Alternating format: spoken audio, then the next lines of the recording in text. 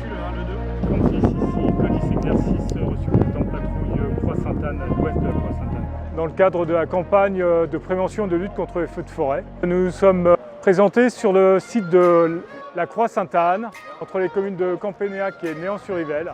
Nous avons activé un groupe d'intervention feux de forêt en interservice avec l'appui de l'Office national des forêts et des pompiers des forces terrestres, les militaires de l'Académie de Saint-Cyr-Couette-Quidan. L'exercice est décomposé en plusieurs phases. La première avec une patrouille de l'ONF, avec une phase de surveillance. Ils ont découvert un feu naissant, ils ont assuré l'attaque de ce feu naissant et sollicité les renforts auprès du centre opérationnel. Immédiatement, le centre opérationnel basé à Vannes a engagé un ensemble de moyens pour compléter le dispositif de lutte contre l'incendie qui se dirigeait vers l'Arbre d'Or, endroit symbolique de la forêt de Brocéliande.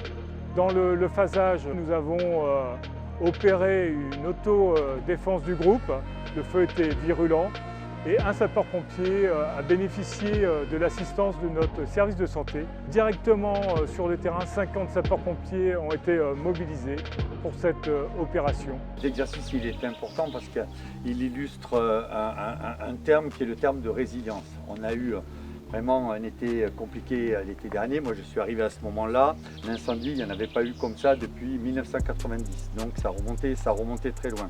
Une fois qu'on a dit ça, il fallait en tirer toutes les conséquences. Donc il y a eu énormément de travail qui a été fait avec l'ensemble des forces et notamment évidemment le SDIS, mais également avec les élus. Comme je l'ai dit, c'est des feux auxquels on n'est pas confronté chaque année, et heureusement, mais donc ça veut dire qu'il faut continuer à s'entraîner pour être prêt et améliorer le système de commandement. Ensuite, les moyens.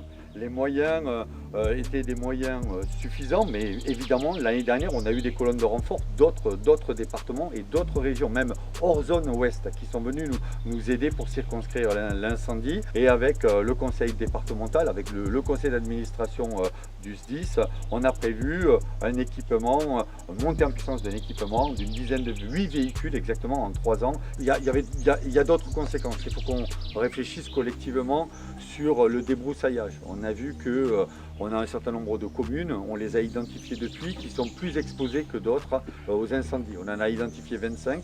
Donc là encore, avec les élus, arriver à travailler, à convaincre les propriétaires de débroussailler. C'est très important pour limiter la propagation des incendies.